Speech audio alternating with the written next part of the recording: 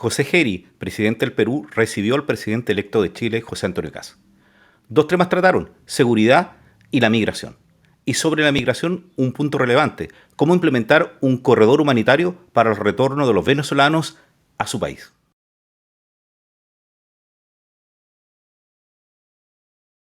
Bueno, el presidente de Chile electo, José Antonio Kast, ha tenido una agenda internacional muy relevante. Partió visitando Argentina y fue ahora a Perú a reunirse con su par con el objetivo de resolver algunos temas que pretende tener como prioridad al retorno de lo que ha denominado su gobierno de emergencia.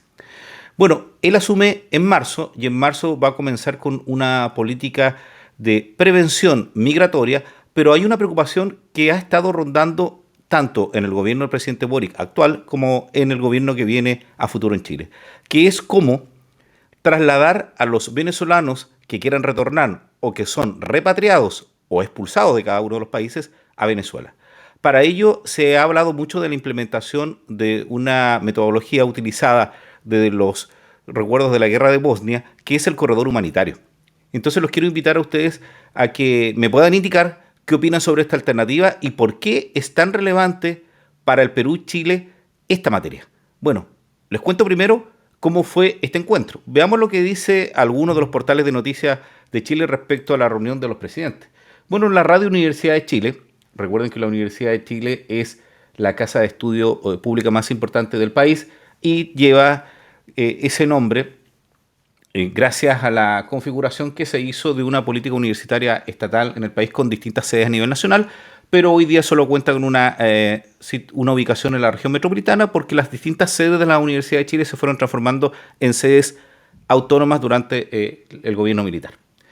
Bueno, y lo anecdótico es que la Universidad de Chile tuvo como primer rector a un venezolano, que fue Andrés Bello. Bueno, la Universidad de Chile señala que la crisis migratoria y corredor humanitario marcan visita de José Antonio Kast en Perú. En su tercer viaje al extranjero, tras el triunfo electoral, el presidente electo se reúne con el mandatario peruano José Geri en un encuentro donde la migración y la seguridad figuran como los principales ejes de agenda. Esto fue durante la primera semana de enero. Dice con un marcado énfasis en la crisis migratoria, el presidente electo José Antonio Kast inició este miércoles una visita oficial al Perú, su tercer viaje al extranjero. Se reunió con un desayuno de trabajo con empresarios peruanos convocado por la Cancillería de ese país y Comex Perú en el Hotel Country Club de Lima. La actividad fue organizada por el Consejo Empresarial Chileno-Peruano, lo hemos nombrado varias veces, y reunió a cerca de 50 líderes empresariales de sectores como minería, agroindustria, energía y comercio. Si bien durante el encuentro se abordaron temas económicos de inversión, el eje central del viaje está puesto en la coordinación bilateral frente al aumento de los flujos migratorios en la región. A mí me llamó mucho la atención porque uno pudiera pensar cuál es la impresión que tienen los empresarios respecto a la crisis migratoria. Primero entendamos que los grupos más afectados siguen siendo los grupos de clase media y los estratos populares que ven en cierta medida mermada su seguridad porque hay un grupo importante de delito que aumentó producto de la migración y la gran cantidad de migrantes que hay son de Venezuela lamentablemente y por lo tanto es el grupo que uno hace referencia cuando hay aumento de los delitos. Es decir, se habría producido por la llegada de un grupo de venezolanos. Junto con ello, hay un reclamo con respecto a los derechos sociales y a los beneficios que recibían tanto a nivel distrital, municipal o del Estado los habitantes de cada país, en este caso Chile y el Perú, que pasaron a estar en una segunda fila porque llegaron los extranjeros, migrantes en una situación más precaria, con niños, por ejemplo, y esos cupos fueron cubiertos por aquellos y desplazaron a los otros.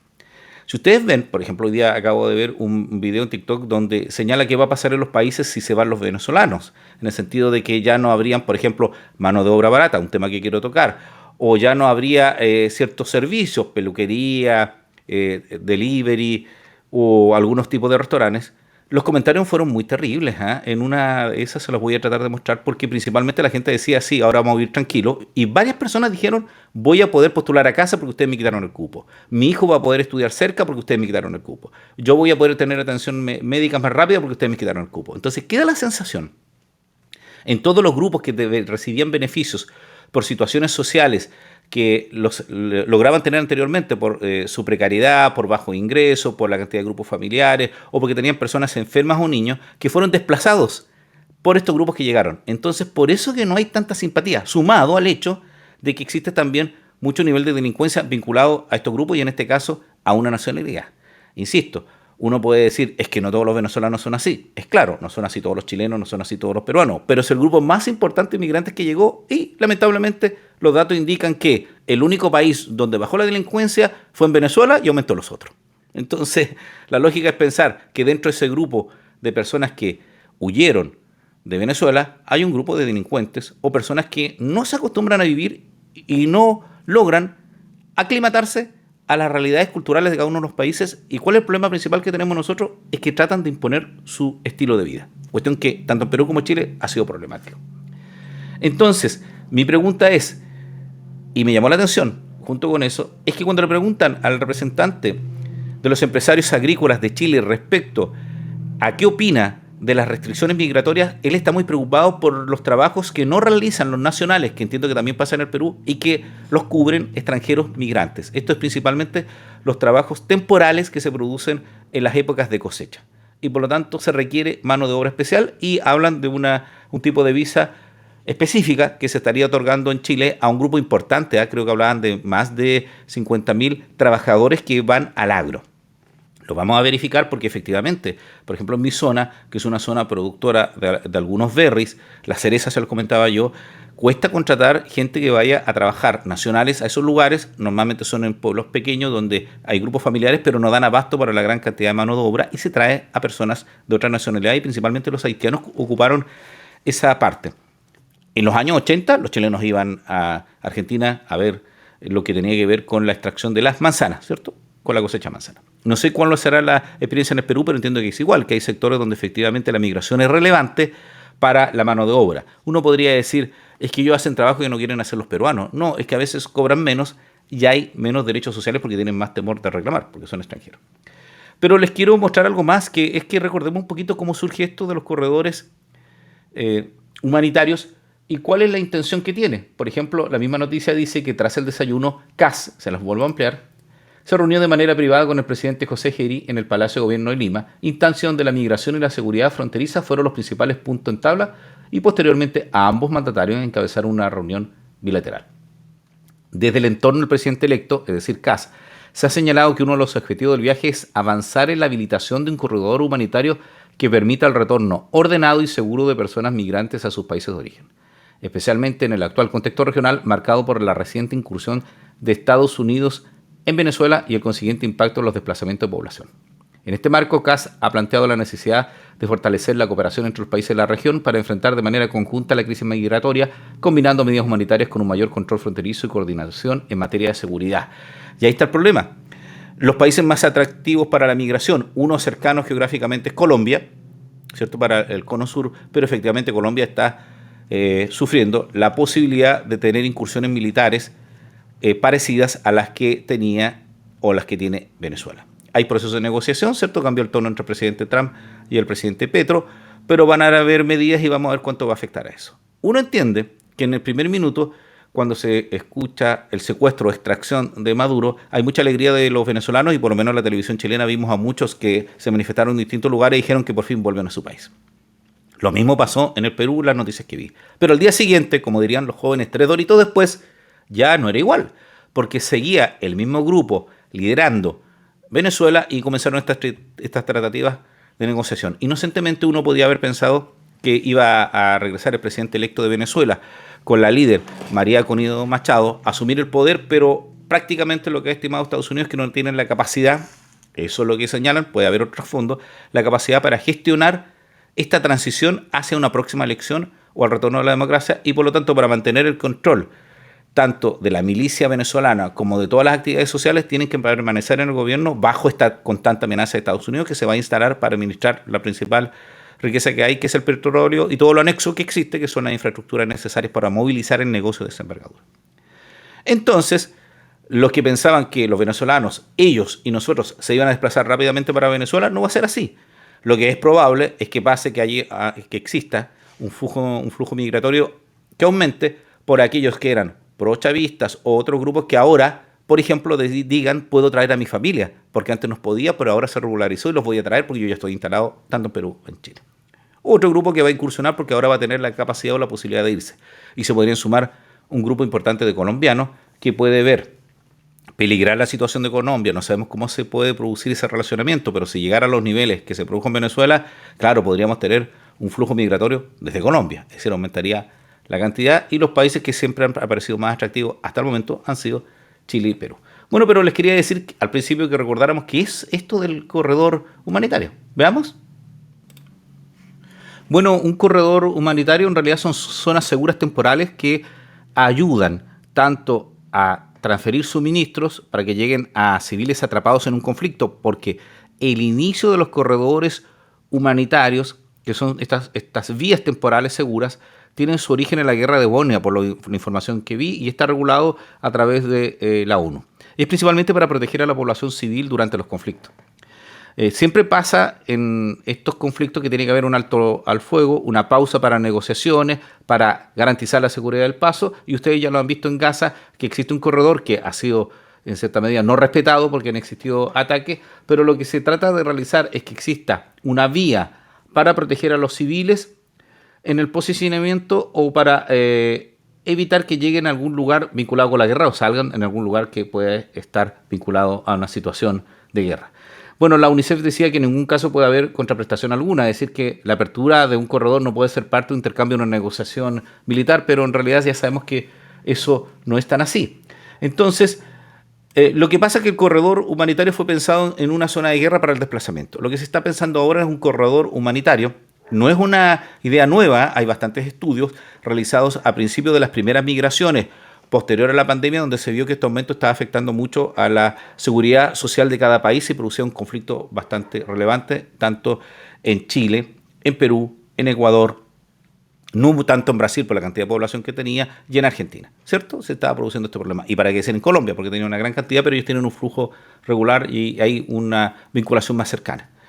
Lo que se pretende acá en realidad es hacer una ruta como una gran panamericana que pudiera ser resguardada con algunos requisitos que informan algunos expertos para que tanto de Chile pudieran transitar hacia el Perú, del Bolivia hacia el Perú, del Perú hacia Ecuador, de Ecuador hacia Colombia, de Colombia hacia Venezuela.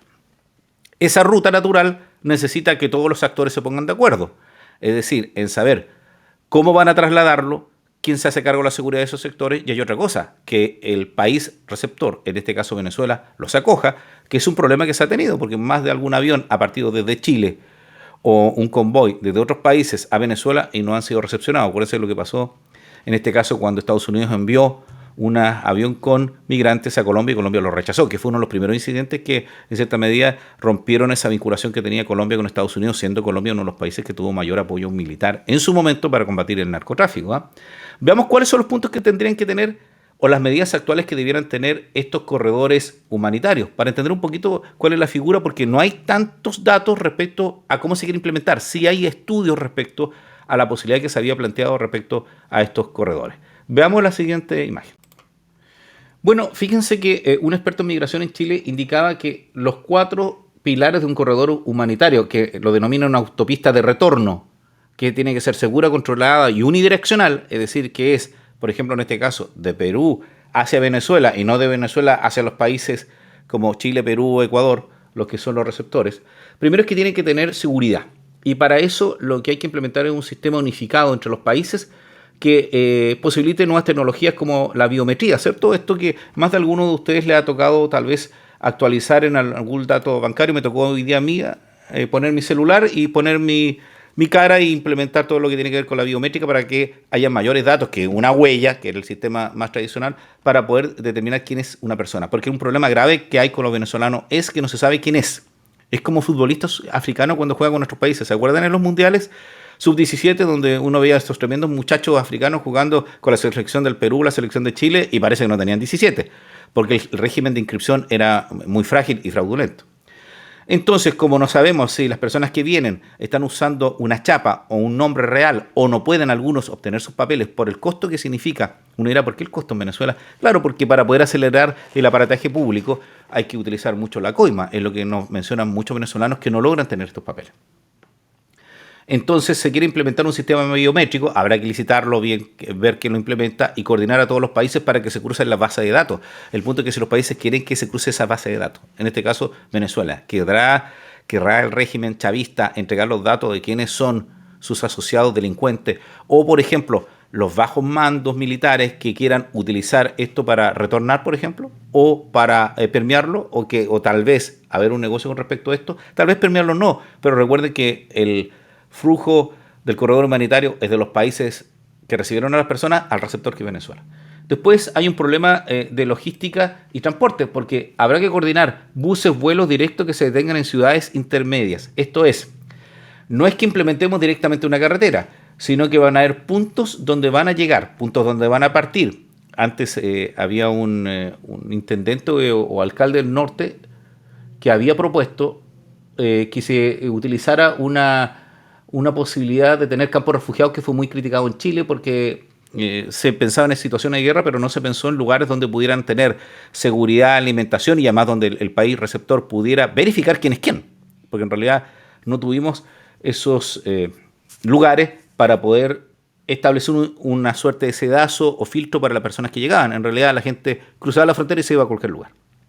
Entonces van a haber ciudades dentro de esos países que van a ser donde lleguen estas personas que sean enviadas a través de las unidades policiales o de relaciones internacionales o los grupos que los detengan por ser ilegales, porque los que son legales no, para que vuelvan. Entendamos que este corredor humanitario es para todo el sistema ilegal de traslado que existe, no para aquellos que llegaron y están cumpliendo con la normativa. Entonces vamos a necesitar un movimiento de logístico que involucra coordinación de buses o vuelos. Muchos habían pensado y me han comentado, les quería decir eso, con respecto a la utilización de la vía marítima, si podríamos, por ejemplo, simplemente subirlos a un barco y trasladarlos desde las costas de cada uno de los países sin pasar por los otros hacia Venezuela. Es una posibilidad. Yo no sé a qué puerto llegarían, pero sí, hay mayor cantidad de población, pero se ha pensado en esto, en un flujo buses, aviones, donde exista un control claro de quién subimos y por qué lo subimos, ¿cierto? Y ojo, es para la migración ilegal, que es esa cantidad de personas que no sabemos cuánto es, que es la que influye principalmente, porque los que están por la vía legal y han aceptado esto, no tendrían problema. Y lo otro para determinar que aquellos que ingresaron por la vía legal, efectivamente son los que dicen que eran, porque podemos estar, y ha sucedido, que hay un grupo delincuente que vulnera los sistemas de seguridad de los registros de cada uno de los países. También se habla de que tiene que haber un resguardo militar policial y protección en puntos clave del tránsito para evitar abuso de bandas criminales. Sí, esto para evitar efectivamente que haya tráfico y trata de personas. ¿Y por qué militar? Porque van a haber zonas compartidas, ¿cierto?, que son importantes para el resguardo de cada uno de los países, y zonas fronterizas. Zonas policiales serán en los traslados internos.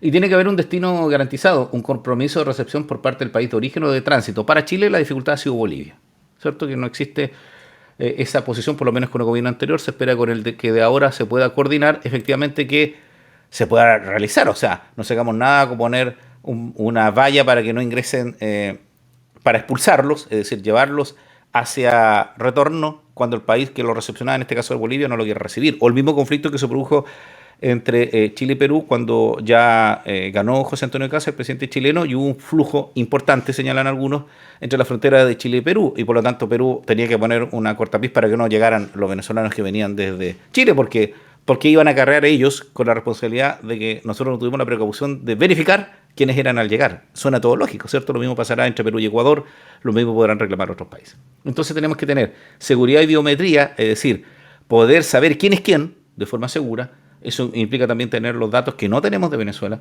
la logística de transporte, el resguardo militar policial y el destino garantizado. A mí me gustó esta reunión entre el presidente Kast y el presidente Heredia del Perú, principalmente porque nosotros vemos cada cierto tiempo que hay una coordinación muy buena entre las policías chilenas y peruanas respecto a la búsqueda de personas que han cometido delitos en ambos países.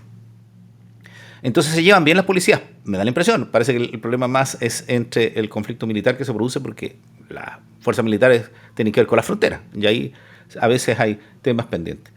Entonces es probable que haya coordinación y que se pueda realizar de tal forma que se eviten esta circulación de delincuentes, que es lo que uno no quiere que exista. Esas son algunas de las medidas. Pero ¿por qué afecta a nuestros países? ¿Y cuáles serían los posibles puntos? Hay un estudio que habla de cuáles fueron las ciudades más afectadas y cuáles debieran ser aquellos hitos donde se iniciara estos corredores, sea por vía aérea o por vía terrestre, que indican algunos informes. Se los comento. Oye, a veces, como hablamos los chilenos muy rápido, me acelero y todos me dicen, oye, no se te entiende, pero es también porque uno trata de apasionarse un poquito con el tema, o se apasiona, y lo otro que Cuesta hablar en cámara. Bueno, lo que pasa es que la ruta del Pacífico, que fue el éxodo masivo, transformó a ciudades, en Perú y en Chile principalmente. En la zona norte lo vivió México y otros países centroamericanos. Que principalmente, por lo que hay algunos estudios, hablan de que más de 4 millones de venezolanos se desplazaron por esa ruta y hubo puntos esenciales. Piura en Perú, saquemos las capitales, porque las capitales siempre tuvieron este problema, Iquique en Chile y Antofagasta. Antofagasta por la cercanía con Bolivia, Iquique, Arica, ¿cierto? En la zona norte, Piura, Perú. Y se habla también de cómo se fueron insertando los venezolanos. En el comercio formal nosotros vimos barbería, los locales, por eso ponen la arepa y otros establecimientos comerciales y algunos trabajos menores, ¿cierto? Porque todo lo que tenía que ver con técnicos y profesionales se habían ingresado en forma regular y no tenían dificultades, pero en la segunda oleada ya era más populoso y por lo tanto también había menos herramientas y lo que podían acceder esos trabajadores, tanto los que tenían titulaciones, era a trabajos informales. Es lo que le pasa a cualquier migrante en un país. O sea, es impensable que yo como abogado llegue inmediatamente a Estados Unidos y trabaje en un estudio. Lo principal que me va a tener que suceder es trabajar en trabajos menores, ¿cierto? Y ver si puedo regularizar en alguna situación para poder acercarme a la industria legal en esos países, ¿cierto? Quizás por la edad ya no es tan así. Ojo, porque hay recién veía unas visas especiales para la Oceanía que uno podría calzar en esos lados. ¿Qué es lo que pasó? Efectivamente y afectó. Fue el aumento del comercio informal. En cada uno de nuestros países, Perú y Chile, había harto comercio informal. Existía mucho, pero se incrementó. De hecho, cambiaron los olores. No sé si les produce a ustedes esto. ¿A qué me refiero con esto? Cuando yo iba por Estación Central, el olor típico que uno encontraba de comida preparada en la calle era la sopa y pillas, ¿cierto? Este pan frito que hacemos en Chile. Y los anticuchos. Y comenzaron a haber otros olores que tenían que ver con la idiosincrasia de aquellos países, ¿cierto? Y por eso aparecen las arepas. De hecho, había muchos que decían, se van a ir los venezolanos, se van a acabar la arepa, y en realidad uno queda así como que en mi dieta diaria no está la arepa. No sé si es lo que les pasa a los peruanos con sus platos típicos. Es como que, oye, si comemos pan con chicharrón. Tienen más cercanía en algunos países con esa cultura culinaria, ¿cierto? Ecuador y Colombia. Nosotros no estamos tan cerca. Y lo otro que también se crearon lazos sociales y expresiones culturales distintas. Uno veía como al irse integrando también fueron cambiando conceptos culturales. El más preocupante son los ruidos que se producen en la convivencia cívica en los edificios y en las poblaciones. Todos se quejan. Al principio fue un buen negocio para aquellos que rentaban propiedades el tener este flujo de personas porque podían cobrar mucho. De hecho, había un trato injusto en el sentido de que podía tener más exigencia porque yo te voy a arrendar, pero tú eres extranjero ilegal. O te arriendo una pieza por el costo de toda la propiedad. Y por lo tanto existía este flujo bastante irregular, ilegal y abusivo de arrendamiento. Pero cuando empezaron a retirarse, por ejemplo, en primera vía los haitianos y un grupo de venezolanos que se fueron a otros países, por ejemplo de Chile, trataron de ir a Estados Unidos o a otros lugares, comenzaron a bajar y nos encontraron y la economía de la renta de inmuebles decayó. Pero para los ciudadanos ahora bajó a un precio real y yo puedo acceder, porque antes no podía llegar a arrendar y las propiedades que yo tenía para poder tener como oferta, ahora son más, porque antes con la abrupta llegada de tanta gente se encareció y yo no podía acceder, que es un reclamo que hay con esto de que no se puede acceder a mucha vivienda.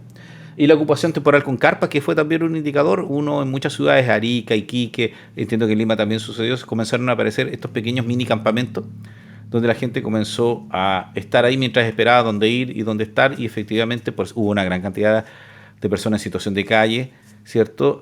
No sabemos qué tanto era real y qué tanto era aprovechamiento, que eso fue lo que pasó. Pasamos de un apoyo al pueblo venezolano a la pérdida de la inocencia y decir, oye, parece que no es tan así como nos dicen, este personaje que yo quiero ayudar o esta persona que quiero aquí, parece que se está aprovechando más ese ciclo de delincuencia que fue muy informada en los medios de prensa.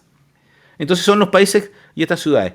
Por lo tanto, no sé cómo les pasó a ustedes. ¿Qué sintieron ustedes en este periodo con la llegada importante de migración ilegal? Saquemos a la legal, ¿cierto? La ilegal a nuestros países, si bien es cierto, hubo una simpatía al principio, después no lo hubo. ¿Y qué va a suceder con este flujo migratorio? ¿Les parece que sea posible aplicarlo, sea real? No sé qué piensan ustedes, así que podrían comentarme respecto a eso. Bueno, hay mucho que cortar respecto a esto de la crisis migratoria y lo que va a ser el corredor humanitario, es decir, por dónde se van a trasladar los venezolanos que estén en situación irregular en los distintos países. Principalmente la noticia apuntaba a Chile y Perú por la reunión que tuvo el presidente electo José Antonio Kast y el presidente del Perú José Geri, Geri le decía yo, Geri, con respecto a este pasadizo, esta ruta tanto aérea como a través de tierra para trasladar a aquellos que no han cumplido con su régimen regular migratorio y sean trasladados, reconducidos, le dicen, a Venezuela y que Venezuela los pueda recibir. Bueno, me podrían dejar sus comentarios. ¿Qué esperan? ¿Habrá retorno importante venezolano o lo que esperamos es una segunda oleada un poco más fuerte y que incluya también a otros países, en este caso Colombia, si la situación con Estados Unidos se endurece? Bueno, soy Edgardo Lovera, espero que les haya gustado mi reacción y me puedan comentar. Así que tengan un buen día, una buena tarde y una buena noche.